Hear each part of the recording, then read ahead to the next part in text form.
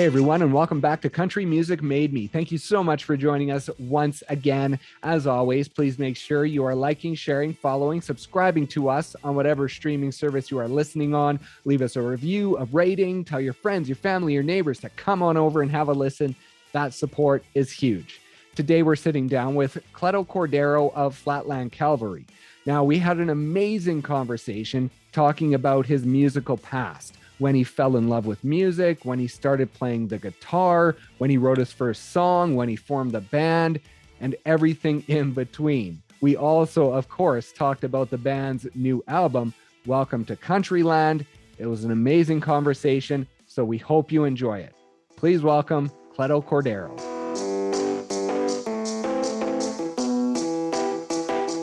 Is it a musical family? Did you grow up around music with your parents?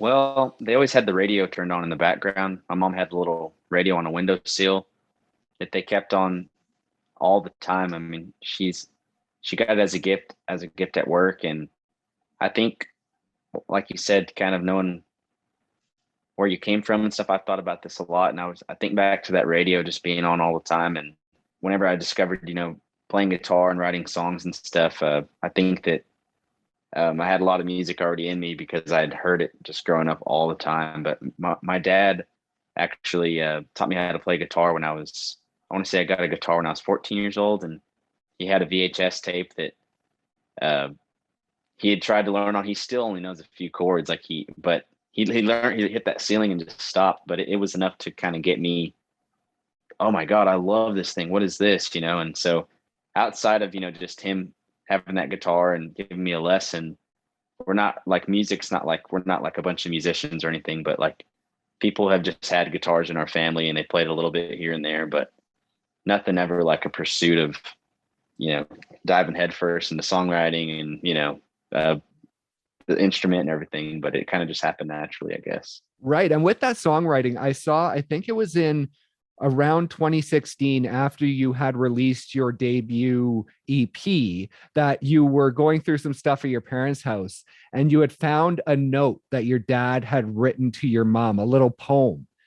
And you talked about how maybe he was better at sort of songwriting and crafting words than you had realized. Now, growing up, did any of that come through, or was that note sort of something that jumped out to you because you had never really seen that side of your dad?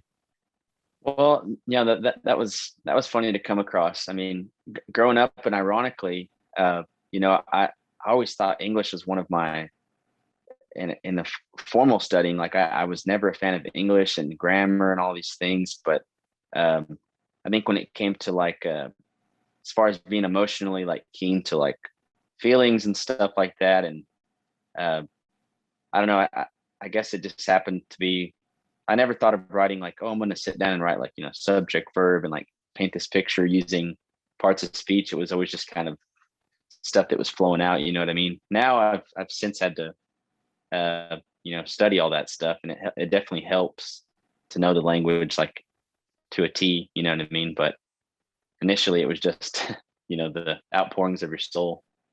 And so when you started playing guitar and your dad started helping you, what did your parents think about sort of that musical side of you, since they didn't necessarily have that themselves? Well, I think that they've always been, number one, they've always been so supportive. I think two, they've always been very, I won't say like I don't impress my parents, but they've always been like, yeah, I don't know where that came from, but that I think it gets something about music, and to be able to craft it and create it on the spot, like for them, is like it's wonderful, and they don't know where it came from in our family, I guess, but or within myself, I guess, but they're always seem to be amazed every time, and they're so supportive. Without them, I wouldn't be here talking to you today. I promise. I'd be probably installing Windows or something in some commercial building. And they say that music can skip a generation. So was there any musical talent, like with grandparents or anything like that you know of, even just kind of sitting on the porch and singing?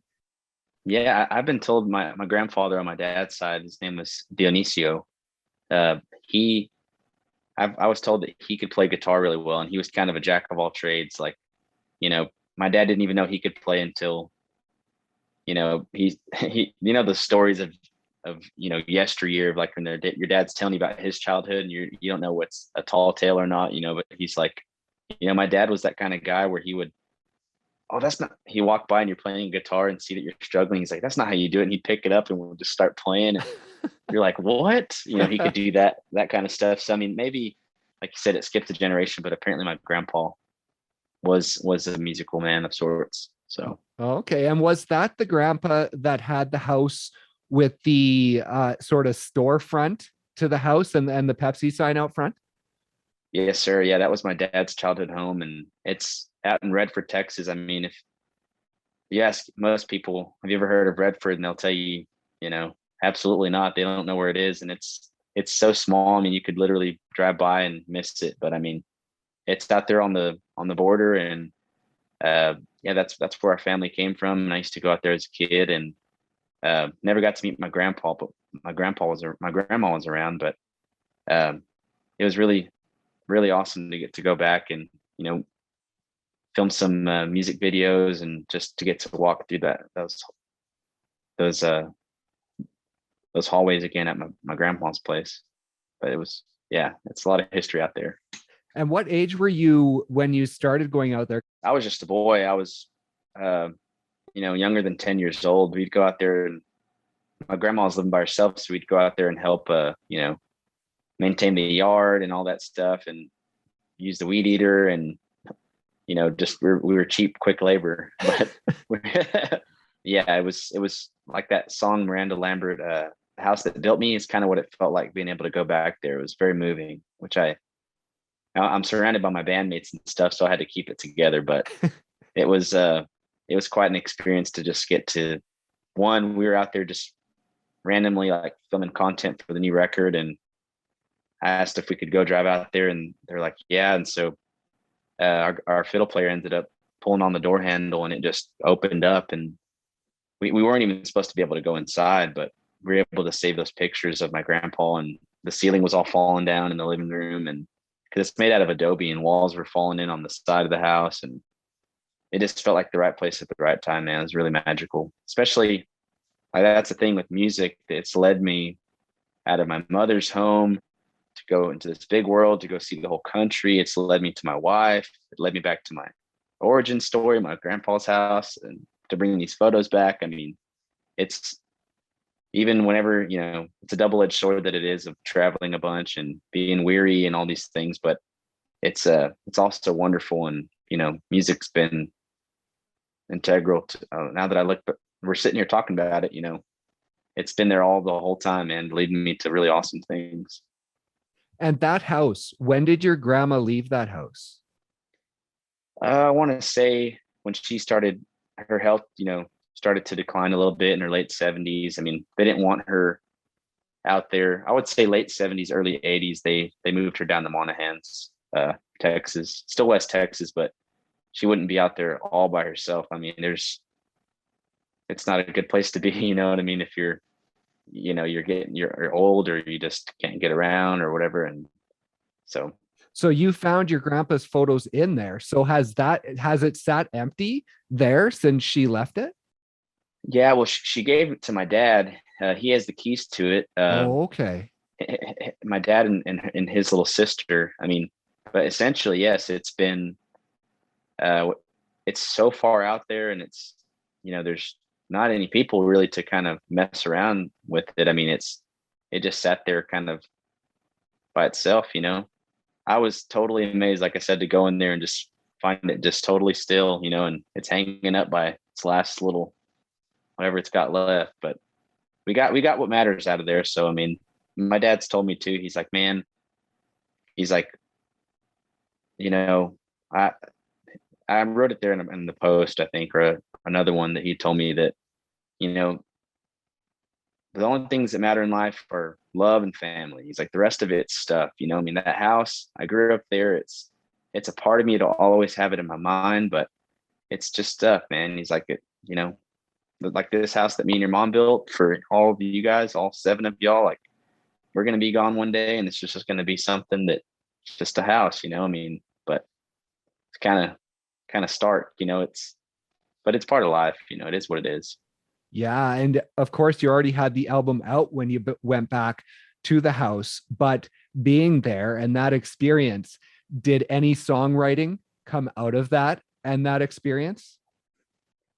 I think, uh, in a way, the other way, like I had songs that showed up in the record, like Country Is, the last verse talks about my dad being from Redford, and that's where our family comes from, and we're of Hispanic in nature, I guess. I don't know what the right word is for it, but uh, to get to go, I'm writing about that here and wherever I wrote the song in Fort Worth, and then to actually go to that place, and then that happened. It was kind of like, um, it gives you goosebumps. You know what I'm saying? But nothing. The only song that came up within me being out there was that one I told you about. Was The House That Built Me. It's like it was playing in the background, but it's kind of something that you're kind of just taking in. Your brain's not really.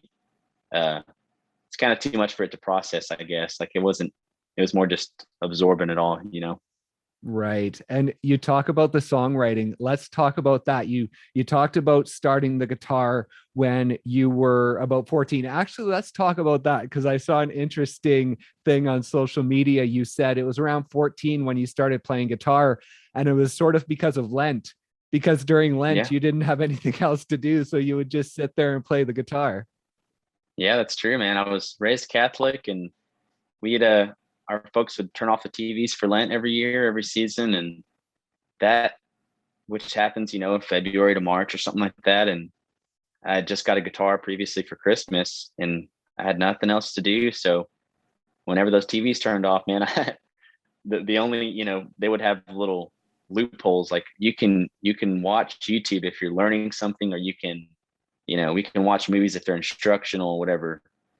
Making my parents sound really insane, but they're not. They're awesome people. But yeah, so we had that VHS tape, put that sucker in, and my world was changed overnight, instantaneously. And at Lent, the TVs turned back on after Lent ended, but I didn't stop playing. I found my whatever I felt like. Whatever, people use the word love. They throw it around a lot. They say, I love pizza. I love this human. I fell in love. I think I fell in love with my work. I figured out what my work was right then at that time. So I still feel that way about it. Despite, like I said, you sure, man? You sure you shouldn't get a real job? You sure you should something with security and all these things? But it's like I said, it's leads you to pretty wonderful things. So you just gotta take the good and the bad and the ugly and all of it. But that feeling still remains there at the end of it all. That's awesome. And that's something I always like to ask a musician is when the feeling hit of this is what I want to do as a career. And for you, it was then at 14. That's when you knew that you wanted to do this? I knew that I loved playing. I knew that I found what I love to do. I didn't know about like, I'm going to do this for the rest of my life. It's when I witnessed live music. That was another thing that I didn't, playing the guitar is one thing, but getting to go watch someone else do it in the flesh through loudspeakers, and they're writing their own songs. And I was like, that's what I want to do. You know what I mean? It wasn't about the glory of it all or people there it was me being in the crowd, feeling just, it's leeching out of me. I'm there as a stranger. By the end of the performance, I feel like everyone in the crowd, we were all there together, and I love that feeling, that the power that music has. And that concert was Randy Rogers' band when I was 17. And so okay. I've got to hang out with Randy since. I mean, we played a show with him this past week in Kansas City, and to get to sit there and talk to him, and it's like a very full circle thing, you know what I mean? Where I'm talking to him as just another human being, soul to soul. And I the way that I was raised, my folks, you courtesy, and respect, and all those to your elders and all that stuff. And so I've ever since I met him, I've always treated him that way, and just told him, hey man, you're my first concert. You're kind of the reason I'm I'm still doing this thing. And it's he never, I don't think he ever took that lightly, or just been like, whatever, man, like he's just been a really good, like kind of a role model to look up to, or just a mentor, and just a friendly human being. I mean, it's been a long time since 17, but here I am, gonna get to write songs with this guy that kind of hooked me in the beginning. That is awesome. I love those full circle moments, because a lot of the times when I'm talking to musicians, it's always what's next? What's next? It's difficult to look back at what you have done because you're so focused on what's next. But that experience for you, going back to your dad's childhood home, it feels like you have a lot of times in your life lately, at least, that allow you to kind of step back and realize where you've come from. Absolutely. Yeah. I mean, there's not honestly a day that doesn't go by that I don't think about my home, my family back in Midland. I mean, but then I think of, my folks wanted me to chase a dream. They wanted all their children to chase their dreams. Just because mine is music doesn't mean that it's any bigger or anything than my brothers and sisters that are electrical engineers or accountants, or, that's just the bug that I caught was music, but they've, it's just been wonderful to see how far I've gone and everything, and how far our band's gone, how far the music has spread out. But also, I think of my folks back home, and them listening to these, like, as far as they know it, I mean, they were watching us at the Lone Star Bar right down the street, bringing us food when we were making $300 to play for 4 hours, and then we'd have to, we couldn't afford a hotel room or all that stuff. And I mean, they've been there since the very beginning, and to see it grow to a thing where you're playing for these large crowds, and your name's starting to get around, I think in a way too, like, if I'm looking at everything in a good positive light, it's like we were working hard so that, like, their support didn't go, it wasn't a waste. They supported us, they helped us out in the beginning, we kept it, we carried it, kept the fire going, and then we turned into a bonfire, and they're still watching from afar, and they can feel the heat. That's awesome. And I mentioned the songwriting. Now, was it at an awards ceremony in high school? You were asked to play the awards ceremony, and that's when your first song was sort of accidentally written? Yeah, well, I got asked to play that ceremony, and I was 17, and I had to eat my own words, because I got asked to play this thing, and I said sure, because they knew I was the guy that played guitar, and I was that guy at school. I wasn't that guy that was like playing for girls and stuff, but I was that guy that people knew played guitar. And so they approached me and asked me to, hey, would you like to play a couple songs for this event? They announced Mr. LHS, Miss Popular, most likely to succeed, and I'm like, sure. And I said, is it okay if I write a song for it? And she's like, yeah, do whatever you want to. And that thing was on a Sunday, and she had, a month goes by, that girl approaches me on a Friday and says, and I'm giving you the long version, sorry. No, it's all good. I like it. So she asked me on a Friday, hey, how's that song coming? Excited to play it on Sunday? And I'm like, oh, it's going awesome, and it's great. And I was lying through my teeth, and I would clean pools every day with my friend Roy Johnson. He's a real person. And I told Roy that day, I said, dude, Amber just asked me if I wrote this song, and I lied to her. I told her I did. I was like, I got to go home. I can't clean pools, and I got to go write this song, And so I go home, and because I had to, right? And I sat down, I just thought about it. I wrote it, and my dad came home after work that day, and I said, can I play you something? And I played it for him, and he goes, did you write that? I said, yes, sir. And he's like, you should try that again. That's pretty good. And my dad's never said, hey man, you really good job at baseball or football or something, because I was never good at those things. But right. My dad kind of put that confidence in me. And then so I show up Sunday, play this song, and man, in the cafeteria after the event, people are eating sugar cookies and punch, a high school event, like people's grandmas and mothers were coming up to me and say, man, you brought a tear to my eye. Like, you put me right back 60 years. I was just sitting there. I feel like I was 60 years younger, and all those things. And I'd never experienced that. I just never had written before. And so it made me want to try it again. And so I had caught the bug of like, oh, like maybe you should keep going, and just try to write another one, and not for like craving people's attention, but just that saw the the emotion that it brought people, and I wanted to pursue that. But yeah, it all happened because I guess I told him I wanted to write a song, and I guess I had to hold myself to it. But Has that song ever seen the light of day? yeah, we played at Blue Light back in the day when we got started, and our producer though, he told us, he's very, hey man, we're gonna always got to put your best foot forward. Anything you do, if something's not up to snuff, I'm gonna have to, I'll always keep it real with you. And he told me that song was like, it was a little green, and then it wasn't like the best written song, but I mean, it meant something to me. But we joke around about dusting it off one day and re-recording it and rewriting it, but it's got a good beat to it, but it's fun to play. That's awesome. And so from that experience, when did you and Jason, your drummer, you guys came together right around sort of, well, high school? You knew him in high school. When did you guys come together and start playing together and start going out to venues and playing? Well, I would say after high school, me and him played our first show in high school, and that's kind of led us to like, hey man, let's keep this going. We would jam all the time in high school, and then I think through that event that I just described to you, some other thing came around, like, hey, we want you guys to play this thing called Rebel Palooza, and it's like you're going to be playing after the homecoming parade.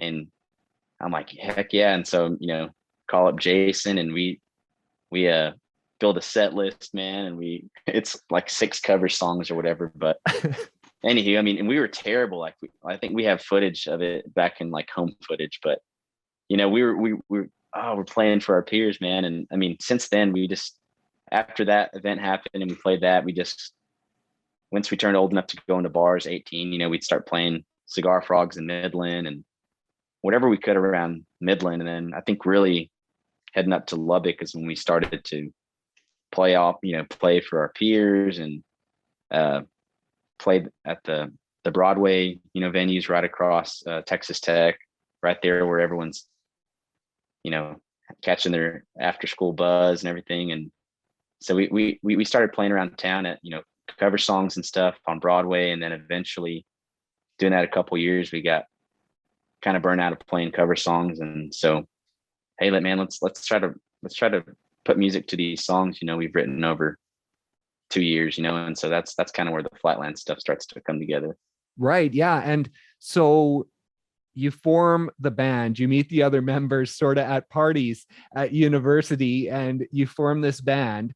Now, going into your EP, your debut EP, was that just something to sort of record some music and have some fun? Or at that point, did you know that this was a band that you wanted to take places and you wanted to take them and make this a career? Like I said, working with Scott Ferris over there at Amusement Park in Lubbock, he was very paramount, Titleist about, you only get one shot in the music game, or, you can have failures and stuff. This, but it's like, it's always best to put your best foot forward and do the best possible work that you can, and I always treated even making the EPs and stuff so I graduated from tech in 2014 in December, and it was like, get a real job or get in the studio and start recording these songs and try to do that. Right. And so I was holding on to whatever little freedom I had of college, being a youthful person in college. I chose the music route instead, and started recording these songs, and they got put on local radio station. And then when we went to go play Blue Light again, more people were coming out. And then so we were able to, it started to build from there, you know what I mean? But I always had, like I said, I know one thing's for certain is that I love writing songs. I love the process of capturing an emotion. You got to do it in 3 to 5 minutes, I guess. There's no real time length, but as far as like commercially listenable music, I guess. And that's what I chase. That's what I strive for. And so those early songs, though, they're not as well written as songs that, we just released, but I think there was something in them that was truthful to our peers, like college students, younger people, the emotions that we were singing about, I think kind of hit with kids our own age, because they were feeling it too. They didn't want to grow up. You had to, you experience heartbreak in college for the first time, I guess, or figuring out, who you are, who you want to be with, what do you want to do. And so I think those songs just hit with a younger crowd, the same people that we were. We just chose to go that route instead of the other route, I guess. And when you released your debut full length, those next 3 years, you're basically on the road and you're gaining traction, crowds are getting bigger. What was that feeling like after all of those years of just knowing that you loved music, but not necessarily knowing where it was going to take you? What were those few years like after the release of the full length, and just the realization that this thing you love was going to ultimately take you places after all? It felt like, so like, I think at any given moment in time, humans, whatever, I'm getting all really deep or whatever, but it's No, it's good. My brain thinks, it's like, we have any choice. We have the choice to do what we want to do, or what we think is the right thing to do, or just running away from our responsibility. Like, no, I don't want to. And I think we just chose the thing that we were going to be afraid either way. You're going to be afraid to, I'm going to get some job. It's going to pay a salary and I'll be fine. And, I'll have security and pay off school and do all these things. But then there'd be this thing missing inside of you. Like, why did I give up on my dream?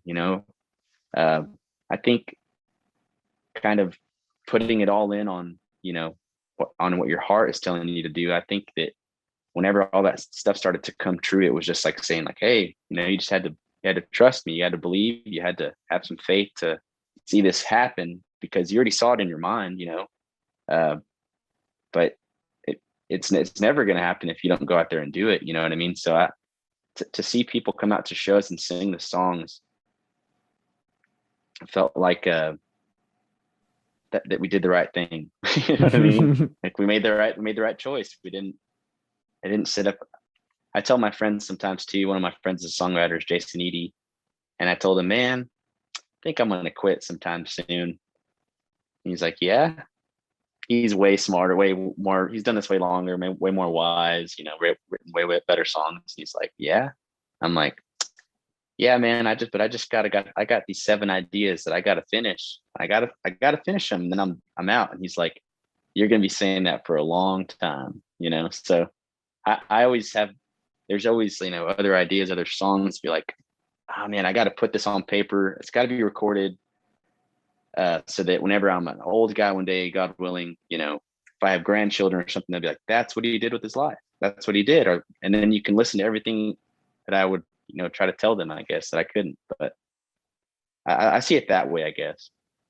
That is awesome. And we're going to have to jump ahead because I want to talk about the new music before we run out of time. There's so much to talk about between there, sure. But I want to talk about the new music. And going into this album, you have a lot more co-writes than usual, it feels. Mm-hmm. Only, I believe, 4 out of the 14 songs don't have a co-write, but 10 do, which is quite a few for you. You are usually the leader on most albums. So what was it about this album that sort of brought that about and brought more co-writers into the process? Well, that's a great question. Thank you for asking thoughtful questions. Like I said, I love talking about songs. I talk about it too much, so we're running out of time. So I'll get to your answer. But I feel like, man, COVID was bizarre. It was a bizarre time for everyone. Here I am. I find myself living with my mother-in-law for a year, Caitlin and I, because COVID got so bizarre. Like, she was living in Nashville. I was in Fort Worth. We had an apartment there. But in the very beginning of everything, how uncertain and like scary things got, like, she's like, I don't feel safe here and by myself in Tennessee. Like, I'm going to go to mom's house. Let's go out there and, let's hunker down for a couple weeks. Well, that turned into a year, and so, I mean, I'm in this new place. We're going through a management change too as an organization. We promoted our our tour manager, Dylan, he's now our guy. But then we also get connected to Chris Cappy, who's runs Make Wake. He's Luke Combs' day-to-day manager. And we get connected to Dylan and Cappy are now, helping us steer the ship that's going who knows where, man, with COVID, right? And all I knew is that, hey, I know one thing's for certain. Like I told you, I got 7 ideas, but I had more. I got to write all these. I'm going to wake up and do my part. They helped set me up with co-writes with other, established songwriters, and which I'm not familiar with at all, but all I know is for certain, I'm like, if I show up and I do my best and I don't BS these people or tell them like, I'm not really writing with my heart. I'm just kind of like, let's write a song called A Chair or something. You know what I mean? Like, right. I would go with my good ideas, stuff that I had, I know there's a song here. We just got to keep chiseling at it. I would bring something like that every day, and we'd leave with the song, and I really just, I don't feel like I could take credit for it because I was I was there doing the work, if you will. But I think, songwriting it's a thing that floats above our head. It's kind of things you hear and you feel, but I don't think it's totally, conscious. But I think you get some luck or some, like Stephen King says, like the muse, will strike you, and he'll sprinkle his magic dust on your paper and your pencil, but you pay for it with sweat equity. You got to show up and do the work. And we just showed up and tried to write something that we felt every day. And, I was just trusting the moment. Here I am working with these people, they're helping set up all this stuff. I'm not going to get in the way of this and be like, I don't do co-writes, or, I'm just like, I'm trusting wherever everything is leading me. Music is leading me right here. Let's try to grow and adapt and evolve. And I think we wrote, the best record that we've released. Then other songs might mean more from earlier years or to some fans and stuff, but as someone that's trying to, from my point of view, is like trying to grow and evolve and adapt, I'm really proud of the work that we did, and I'm proud of these songs. I love them. I mean, like I said, I'd be proud to share them with my family who I know is still listening back home, and so I love the process of it. I love leaving your ego at the door and just seeing where is art going to take you today? Where is it going to lead you? You know what I mean? Yeah. And how much did you grow as an artist through that process of working with different people in a new way? I think it was a crash course in, social skills. I mean, getting to meet people and talk to them, connect with people through Zoom who you don't know at all. And that was another thing I think I'm not as connected as I could be. Like I could, oh, this guy wrote this song with you, and I probably should do my homework more, but I'm kind of like, the more that I know, the more I'm going to think about it. So I just kind of show up and do my best, but right. I think it was, I'm so grateful for, not making it uncomfortable or making it a chore. Like I said, I have 12 other songwriters I can call that I have an idea of what they do. And I say, hey man, like I have this idea. This seems like something you would do. Like, and that's where I think is, that's the good that came from it, is just getting connected to other talented people outside of yourself and making stuff that you love. Right. And another thing that was different about this album is you recorded with Scott Ferris back in Lubbock for your last 2 albums. And this time you went with Jake Gear in Nashville. And that is a really nice studio. So what was that process like in stepping into a new studio with a new producer? Yeah. I mean, Sound Emporium, like you said, it's a wonderful studio, and so many great records have been cut. They're all on the wall, all the like Same Trailer, Different Park by Casey Musgraves. I mean, there was some Willie Nelson records on there. Oh Brother, Where Art Thou? Like, it'll kind of make you a little bit nervous, if I'm being honest. Just the first 15 minutes, we were a bit timid. And after we kind of shook the rust off, I mean, we just had fun. And, Gear was a new producer, but he also, in general, I mean, the only record he's made before ours was Haley Witter's is The Dream. And so there was getting to work with, like, he was new in his role of like producing, and we were kind of stepping into this new thing of recording outside of our comfort zone in a big boy studio, and I think we just kind of, he would speak up when he needed to and pull back when we were doing just fine. And I mean, I was totally proud of the guys, like, listening to, I mean, we tracked 15 songs in 3 days, and Oh, wow. one of them didn't make the record, but we have a take of it. But I mean, we worked together, Gear went over the songs with me throughout the process of, like, through March and September. He helped me, once we agreed to work with him, he was going over the songs with the fine tooth comb, and I had that's eating a slice of humble pie for, the songwriter. Cause it's like, no, this thing's fine, I'm done with it, but it's like someone saying, hey, what about if you looked at it this way? And so that's another skill I think that I picked up, was the humility of, I'm not trying to say, oh, I'm so humble. That's not what I'm saying, but the humility of, like, you may not always be right all the time. And if you learn the skill of listening when someone is actually saying something to you, and, where's the truth in it? Can you make, this thing better? And I think it did. So I'm grateful that Gear, I feel like he just did a phenomenal job. We became, great communicators together, and buddies along the way. And so the whole thing, to be honest with you, it couldn't have worked out any better. For if people were taking bets on the side of, like, I don't know, man, new producer, new studio, these guys don't know each other, like, I don't know, it could be a crapshoot, but I think we did the work together. So it was good. That is awesome. Well, Welcome to Countryland is the new album. It's fantastic. Congratulations on it. And I just want to thank you for being so open. I really appreciate it. Well, thanks, Brendan. Thanks for listening and for listening to my long-winded answers, man. I'll talk songs all day. So I appreciate you. That's awesome. Well, I'll look forward to talking to you again then, maybe later in the year, once the touring is sort of wrapping up for the fall, and we can talk about all the tour adventures that you were able to have over the year. Right on. I'll be looking forward to it. And like I said, thanks again for helping spread the word and for what you do. And we'll talk to you on the other side of a successful tour. Absolutely. Well, thank you so much and have a great day. You do the same. Adios.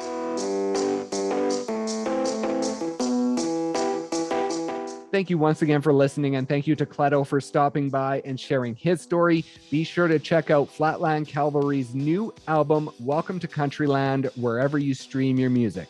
Please also make sure to like, share, follow, subscribe to us wherever you're listening, and you can leave us a review, a rating. You can tell your friends, your family, your neighbors to come on over and have a listen. That support is huge. Thank you so much once again for listening, and we'll see you next time on Country Music Made Me.